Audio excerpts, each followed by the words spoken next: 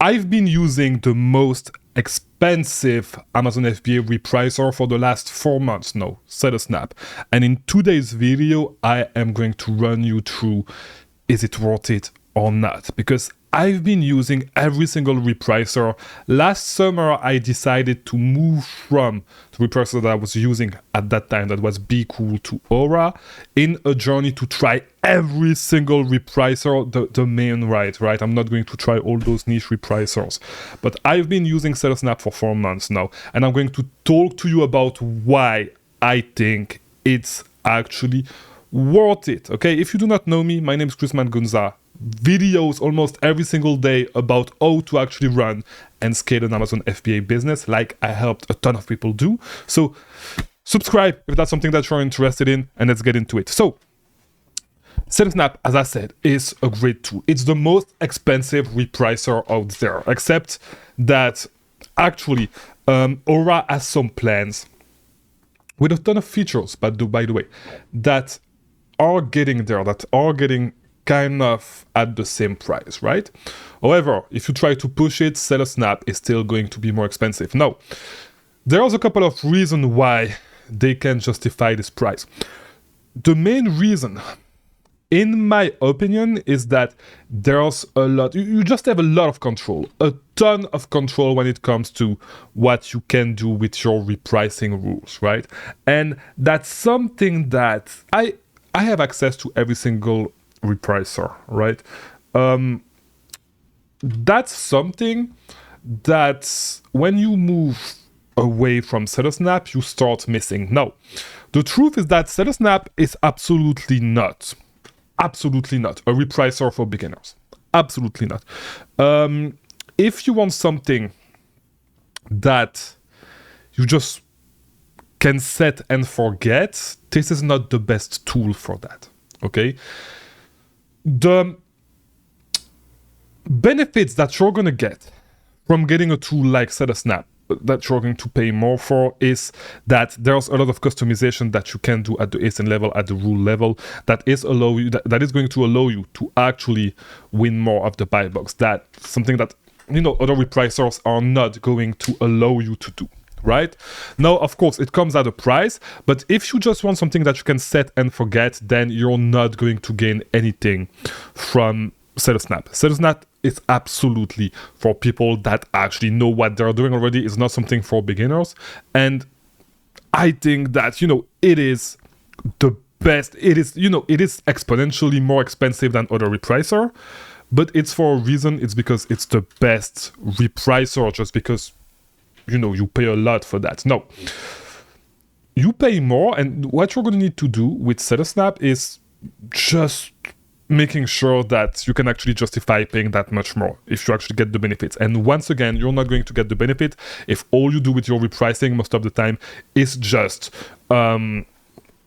setting it up and just forgetting about it. It's absolutely not going to work that well for you, okay? I mean, you can use any other repricer, not any other repricer, because some repricers suck, right? We're not going to say name here. Some repricers suck. But yeah, to be honest, I'm going to show you how you should actually dive into it, and I'm going to show you what I've been using a lot with SellerSnap and why it is actually the best repricer in my opinion. No, one thing that I absolutely should tell you is this. It's going to, where SellerSnap is going to shine is on listings where you have a ton of stock and you can really play. This is where it's going to shine, right? If you go deep in stuff, you have replans that you are always in stock in. Yes, this is where it's absolutely going to shine, okay? However, if you are doing retail arbitrage and you just buy 2-3 units of every single ASIN that you find, and you're at that level where there's nothing that you go deep in, all that stuff, to be honest, you're not going to find a lot of value into it when it comes to the price, because you're not going to use those features that are amazing, right? Those features are amazing, but they're not going to apply to your business. And this is where, I think I draw the line with who should actually use SellerSnap and who should not, right? And once again, if you don't know, I have videos on all repricers, so you can see all my thinking evolved on these things, right? But let's just go on my computer right there and let's look at this async, right? Not at this async, but at what you can actually do and where I think the value is with SellerSnap. So they don't have repricing rules per se, but they have what they call repricing methods, right? Which is just, another word to say the same thing, which is not the point, okay? But what is really important, what is really useful, what is going to change the way you reprice with SellerSnap compared to other repricers is your condition, adding condition. This is where the value is. This is why SellerSnap can charge you more money, because you can go really deep and you can do really technical stuff with this based on certain condition. And let's just click so you can see. Based on certain condition, right, you can switch your repricing method. So there's a couple of repricing methods. To be honest, I'm not going to lie, the two that I use AI Repricer and Win Buy Box. Let me see. I do use follow lowest when the buy box is suppressed. And by the way, this is something that you can do really, really easily, right? So by using a condition and doing if buy box suppressed, right, you can actually switch up the rule, right? And you can do this at the ASIN level, and you can do this at the account level. You can actually have what they call, I forgot how they call this, right? But you can actually set those templates, right, where you will actually be able to apply those conditions on every single listing if you want to. You can have multiple templates that is going to apply a suite of conditions by itself. So this is where, it's going to shine. Because yes, when the buy box is suppressed, you can actually choose and select another rule, such as follow lowest FBM, for example, which is what I do. I'm going to be 100% honest. I have no idea what diff is right there. I have absolutely no ideas. Absolutely no ideas. And that's something that I'm going to figure out. So yeah, I'll talk to the rep that I have. Tali, what's up? I don't know if you're going to watch this. You're going to explain to me, or you're going to plug me with somebody that can actually explain to me what diff is. I have no idea, but it has been working great for me, just leaving it at 0, right? And then again, you can ignore specific competitor if you want to, all that stuff. If you have huge competitors that you don't want to follow, that you want to let them do their own thing. But yeah, and you can stack up condition, one on top of the other, right? So if the buy box is suppressed, do this. One that is really good is if you have had no purchase in the last, for example, 48 hours, right? It's something that sells a little bit slowly. Usually you sell one a day. But if for 2 days you haven't had any sales, you're going to freaking tank the I'm trying to swear a little bit less, right? Late resolution for 2025. So what I'm going to do, and I'm going to need to swear a little bit less anyways in the next coming months, okay? You'll figure out why. So what you can do is you can tank the freaking price once again if you want to by sending it to minimum price, for example, right? So if you notice that you don't have sales, you don't have to notice it, because you can just set a condition, right, to do this. And you can stack them up. You can stack them up based on the time of the day. For example, in between 2 a.m. to 3 a.m., right? What you want to do every single day or specific days, for example, if you want to get really, really technical, what you can do is switch up the rule, go to your max price, set to max price, for example. If you want to go, just on Thursday and Saturday, you want to go to our maximum price. I don't know who would do that, right?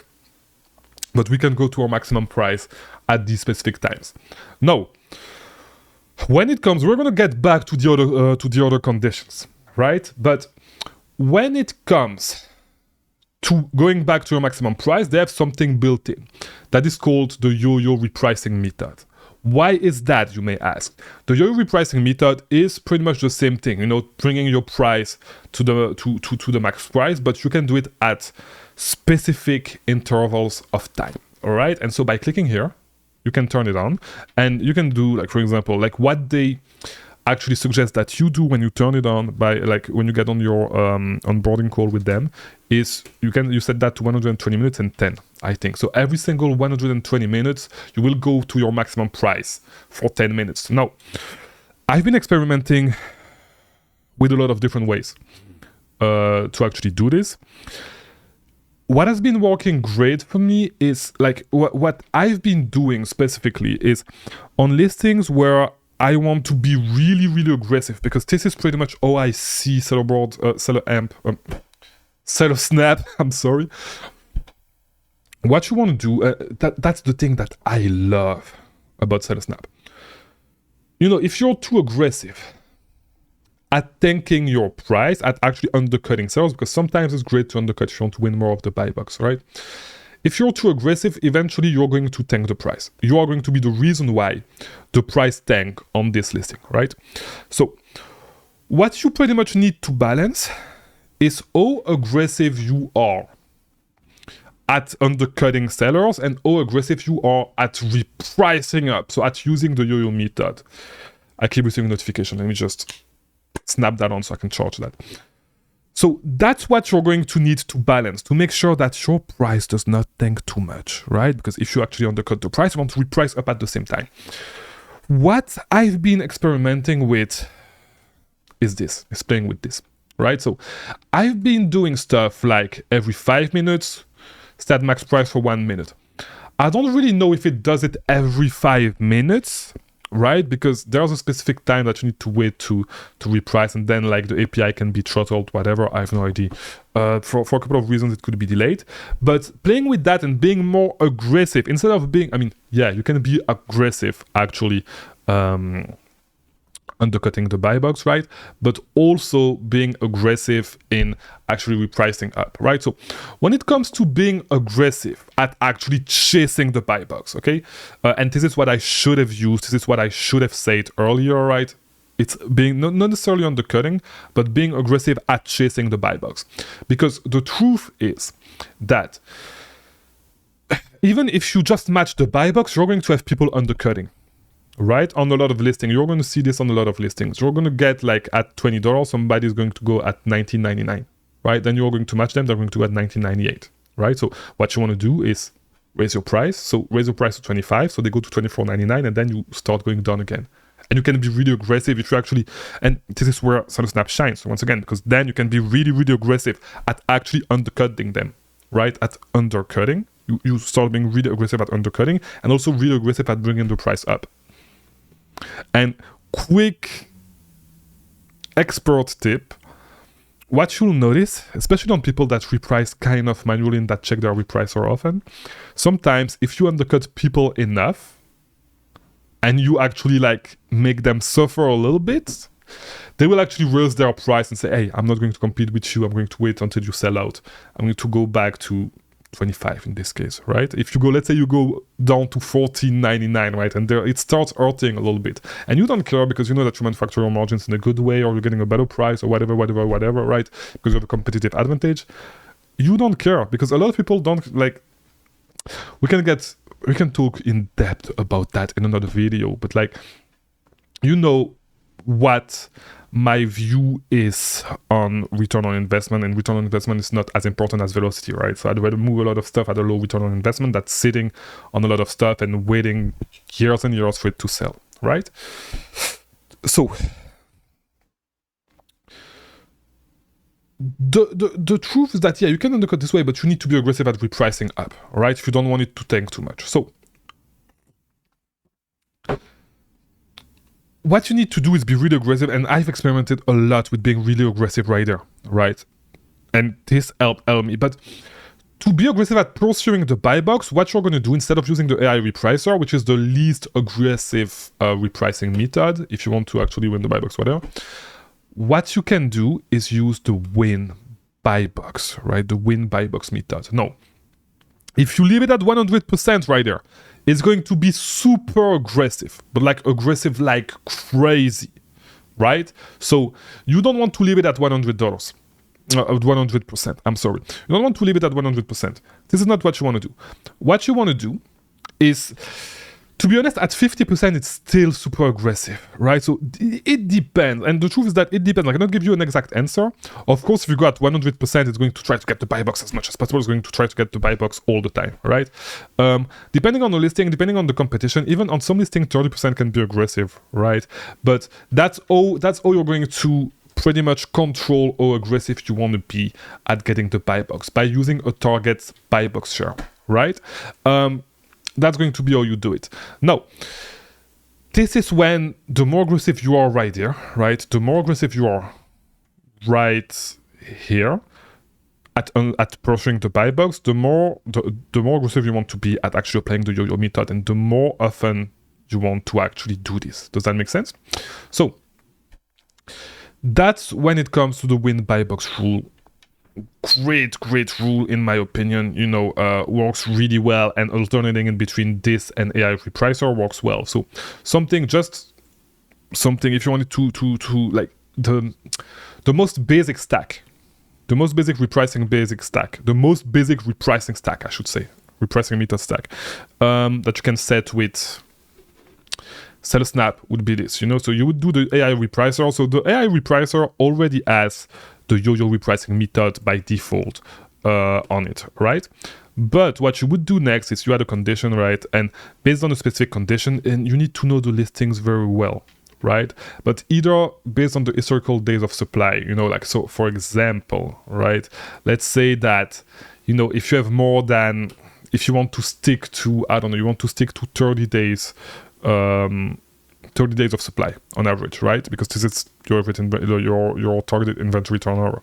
What you can do is, if it's greater than 30, you go to your minimum, you tank the price and you sell everything, or you do win buy box, right? Win buy box 100%, right? That's something that would be interesting. And so it's a great way to actually set up something. You could actually do a whole method just like this, because you don't have to, there's a lot of things that you could do. You don't necessarily have to, you can change your minimum price, all that stuff as well, right? But this is where it's actually going to be really helpful, because that way, you know that you're going to be the most aggressive as possible to actually sell out of everything. If you have more than 30 days worth of inventory, if you have less than that, it's going to chill out a little bit, right? If you have less than that, it's going to go back to AI Repricer, right? You can do this. What you could do as well is, if let's say you can do a whole stack like this, right? Then you can do the same thing with quantity if you are on specific listings, right? But let's keep building something, right? That would make sense. So inventory aged above, and this is where we should actually do this, I believe, with more than, that's actually super interesting, because it's like you can put a specific number of items, right? And then you would change the rule right there. So for example, one thing that could be interesting is recurring price change, but we're not going to look at that, right? You can play with it a lot. There's a lot of things. Even if you don't do, like, even if you want to match other listings, if you are doing private labeling, you want to match your competitors, then you can follow related ASINs, right? If you want to, there's a lot of interesting stuff that you can look at, and we're going to look at it in future video, right? But that's pretty much what you can do with the pricing method. A lot of really powerful things that we are going to look into in future video with SellerSnap, right? So hopefully you guys liked this video. You got a taste of SellerSnap. You know a little bit what I think about it this month. I'll see you guys next month for another review, not for another video. There's going to be, hopefully, there's going to be other videos before next month. But yeah, I'll see you guys next month. I'll see you guys for the next video. Thank you for watching.